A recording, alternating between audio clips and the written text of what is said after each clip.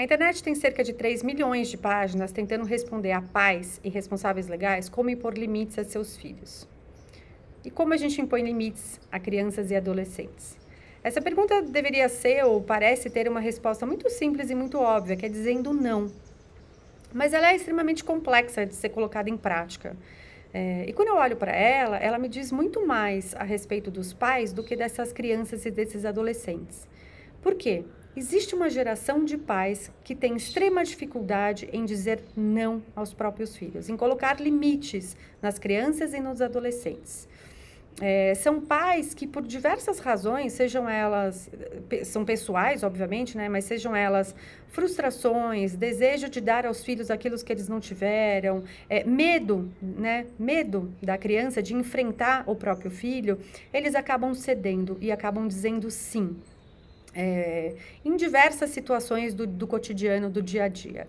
E isso, qual é a consequência disso? A consequência disso são crianças e adolescentes sem limites, sem contorno, sem noção do respeito ao outro. Porque quando eu ultrapasso, quando eu violo esse contorno, esse limite, eu normalmente acabo invadindo o espaço do outro. O que isso também significa? Significa que eu acabo invadindo ou eu acabo corrompendo ou violando a liberdade do outro.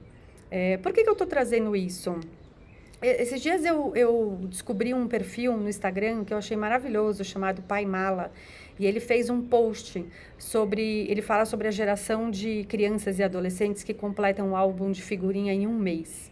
Que não existe mais aquela expectativa, aquele desejo, aquela ansiedade de ir na banca de jornal toda semana e comprar 5 pacotinhos de figurinha, né? Que a gente está diante de uma geração que vai na banca e compra 50 pacotes, compra 100 pacotes de figurinha de uma vez. E que a ideia é completar o álbum rapidamente. Por quê?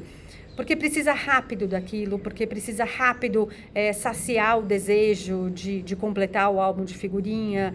Mas, na verdade, o que a gente tem aí por trás? A gente tem pais que não conseguem dizer a esses filhos que não é assim, né? Que a gente não compra 50 pacotes de figurinhas de uma vez. Que o legal é ir comprando aos poucos, que o legal é trocar a figurinha, que o legal é ter essa expectativa, alimentar o desejo interno, né? Que a gente não sacia as coisas dessa forma tão rápida, que a gente vai lá, paga e pronto, resolve.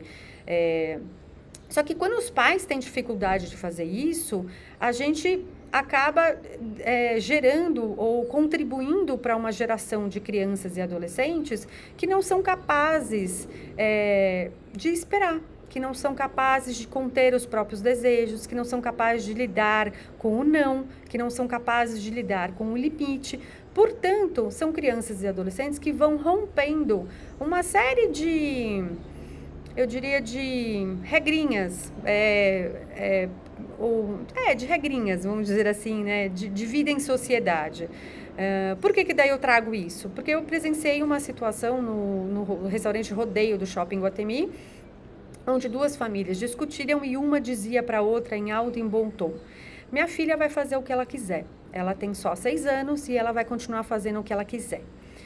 Isso me diz um pouco, eu volto lá para o episódio das figurinhas do Pai Mala e eu volto para essas 3 milhões de páginas na internet tentando responder como impor limites aos seus filhos.